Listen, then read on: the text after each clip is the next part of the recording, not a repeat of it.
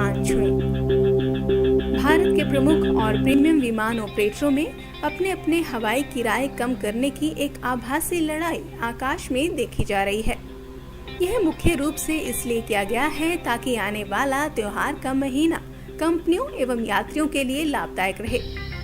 इन भावों को जानबूझकर कम किया गया है क्योंकि हर एक एयरलाइन कंपनी विभिन्न योजनाओं से यात्रियों को आकर्षित करना चाह रही है। साल के इन दिनों में जब यात्रियों की मांग बहुत अधिक बढ़ जाती है, तब सभी एयरलाइन कंपनियां यात्रियों को बहलाने के लिए मैदान में कूद पड़ती हैं। भारतीय आसमान में 6 भारतीय और विदेशी खिलाड़ियों की धूम मची है। कई साल पहले ऐसी योजना एक निजी वाहक द्वारा शुरू की गई थी, जिन्होंने दुर्गा पूजा के दौरान बम्बई कलकत्ता उड़ान कम करके टिकटों की खरीद में एक बड़ी भीड़ के रहते बहुत मुनाफा कमाया था। तभी से त्योहारी सीजन के दौरान कीमतें घटाने के इस विशेष विचार को लेकर सारे हवाई ऑपरेटरों ने अधिक राशि कमाने के लिए इस सुझाव को अपना लिया है।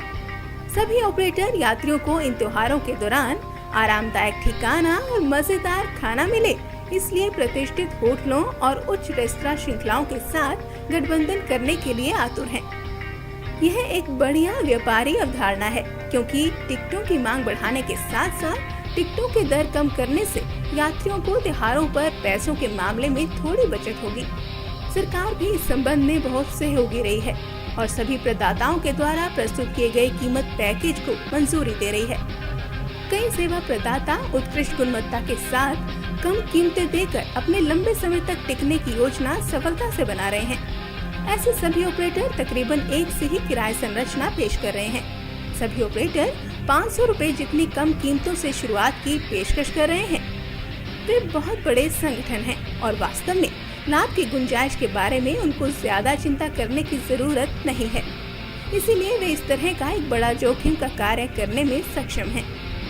वे वास्तव में अपनी टिकटों की बुकिंग बढ़ाने पर अभी ज्यादा ध्यान दे रहे हैं। कई ऑपरेटर तो अपने खरीदारों को एक लॉटरी के जरिए टिकट उपहार के रूप में मुफ्त ही दे रहे हैं। ये सब योजनाएं पहले भी थी, लेकिन इस बार लड़ाई बहुत कठिन हो गई है और बहुत प्रतिस्पर्धी मैदान में आ रहे हैं। भारतीय विमान क्षेत्र में कई प्रमुख खिलाड़ियों को भारी नुकसान हो रहा था क्योंकि समग्र अर्थव्यवस्था मंद थी और वे अपनी सेवाएं ऐसी स्थिति में सफलतापूर्वक नहीं चला पा रहे थे। मंद उद्योग के कारण कम यातायात की मात्रा और संचालन की लागत को अनिश्चितताओं से बहुत खतरा है। भारतीय हवाई क्षेत्र में 6 प्रमुख हवाई ऑपरेटर रहे हैं।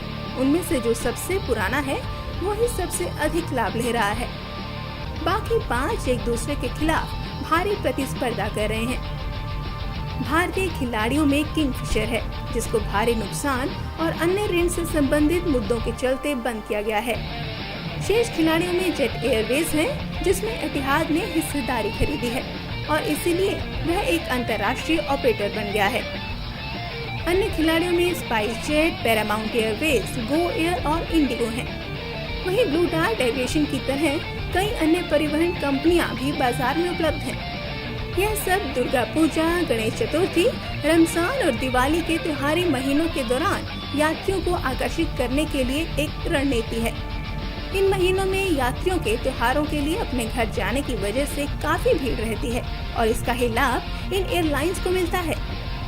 यह योजनाएं इसीलिए वर्ष के किसी अन्य समय के दौरान दिखाई नहीं दे रही हैं। इसलिए इन महीनों में सभी हवाई ऑपरेटरों की लागत ऊंचाई पर होती है क्योंकि हर साल इन्हीं महीनों में सबसे ज्यादा भीड़ और मुनाफा त्योहारों के दौरान ही पाया जाता है। कई लोग तो गिरते हवाई दामों की वजह से अपनी अपनी रेलवे टिकटें रद्द करवाकर सस्ती फ्लाइट की टिकटें खरीद रहे हैं। यह वास्तव में भारतीय आसमान में एक नई क्रांति है। ट्रेनों से हटकर भीड़ विमानों में जा रही है। यह एक हवाई उद्योग के लिए अप्रत्याशित और शानदार है। इस विशेष खेल में हितधारक अनिवार्य रूप से ऑनलाइन टिकट बुकिंग एजेंट और ट्रैवल एजेंट होंगे। कर्मियों के समूहों को इस योजना से प्रोत्साहन मिलेगा। कुछ एयरलाइंस इस भीड़ के रहते अपनी वर्तमान शेड्यूल से अलग चयनित दिन और मार्गों पर अतिरिक्त उड़ानें संचालित करने की योजना बना रहे हैं। सभी दलों को एक बहुत ही कम अवधि में पैसे की एक बड़ी राशि की बचत होगी क्योंकि यह योजनाएं सबके लिए ही लाभदायक हैं।